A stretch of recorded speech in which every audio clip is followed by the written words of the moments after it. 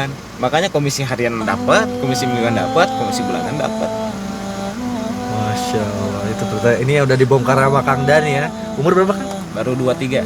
Umur 23. Masya Allah, saya udah 31. Umur 23, udah 3 rumah 1 miliar, 3 miliar. Pajero berapa 5 tadi? Pajero 3. Oh, 3 Pajero dan puluhan mobil sama rumah. Dengan jangka waktu 2 tahun, hanya modal keyakinan dan ikhtiar yang pol-polan. Penting yakin, harus cintai apa yang kita lakuin. Ini akan mempermudah kita, tulus membantu ya, tulus melakukan bisnis ini. Supaya saya tulus, saya berpikirnya saya ngebantu orang lain gitu, niatnya ngebantu orang lain. Jalan kebaikan buat kita nawarin bisnis ini aja udah pahala.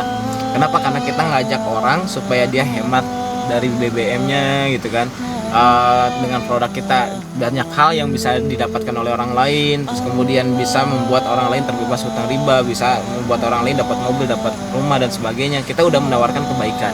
Nah, mengasih informasinya aja itu udah pahala bagi kita. Makanya saya yakin full banget. Kenapa? Karena saya niatnya emang ini jalan kebaikan. Masya Allah.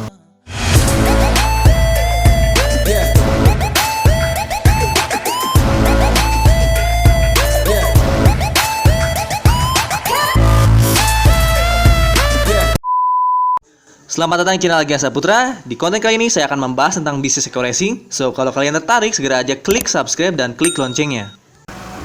Oke, ini saya masih sama Kang Dani nih ya. Ngomong-ngomong masalah kesuksesan Kang Dani, dia itu bisa mencapai segala sesuatunya umur 23 tahun. Pakai logika agak susah. Pokoknya pakai logika saya, secara saya pun punya kadar keilmuan gitu, bisa ngukur diri saya sendiri gitu kan. Ini kalau saya lihat Kang Dani sebelum saya ketemu ya, ini orang aneh banget. Apakah dia punya ilmu gitu kan, punya apa, jurus-jurus apa gitu, amalan-amalan apa. Saya kan penasaran gitu, apa yang buat, pokoknya kalau manusia biasa susah deh menurut saya ya.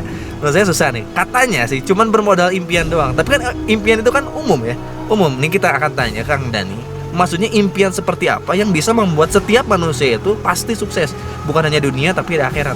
Saya tanya langsung Kang Dani ya, sebenarnya impian kayak gimana yang Kang Dani yakini sehingga Kang Dani bisa sukses secepat itu. Kang Dani masih ada di sebelah saya tanya dulu deh. Terakhir nih, saya tanya Kang Dani, impian kayak gimana nih Kang? Oke. Impian itu apa sih sebetulnya, Kang Algian? Impian tuh, kalau saya sih ya, impian tuh sesuatu yang belum kita capai dan ingin kita capai secepat mungkin. Menurut saya itu dengan bantuan doa dan ikhtiar tentunya. Kalau bagi saya impian itu sesuatu yang memang harus terwujud. Harus terwujud ya. Jadi bukan lagi bukan lagi keinginan. Kalau misalkan sekedar keinginan, setiap orang pasti ingin. Ditanya ingin mobil ya ingin, ingin rumah ya ingin. Tapi pertanyaannya dia mau nggak berjuangnya. Betul. Nah impian itu kalau misalkan belum benar-benar secara hati harus terwujud, itu nggak bakal tercapai. Susah mencapainya. Tapi kalau misalkan udah harus terwujud, minimal 70%. Ini beda ya, makanya orang yang punya impian banyak nggak tercapai karena hanya sebatas keinginan. Iya. Kalau Kang Dani itu impian itu emang harus terwujud, ya. Mirip. Karena kan ada level komitmen ya, level komitmen impian. Yang pertama, orang hanya sekedar nyoba. Kalau sekedar nyoba, kemungkinan berhasilnya 10%. Yang kedua, dia udah merasa melakukan yang terbaik. Dia kan udah berusaha nih, prospek, membina dan sebagainya, udah ngerasa ngelakuin yang terbaik.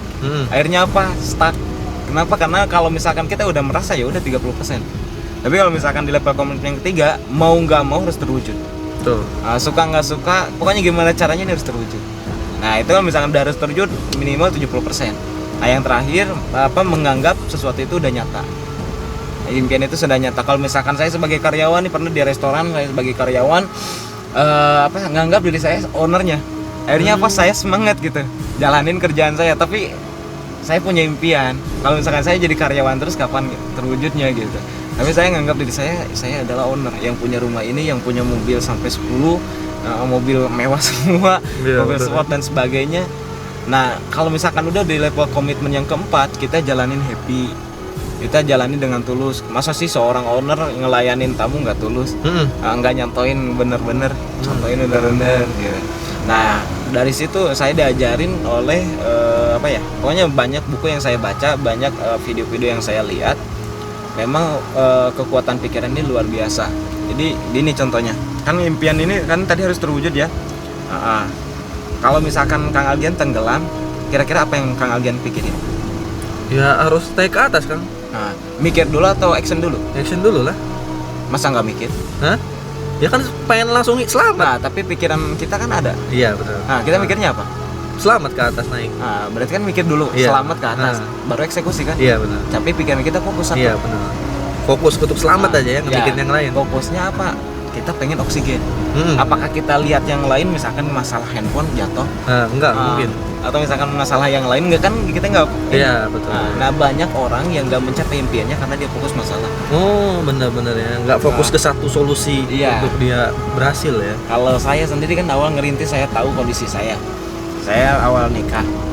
Istri kan di rumah, istri nunggu ibu di rumah sakit awalnya.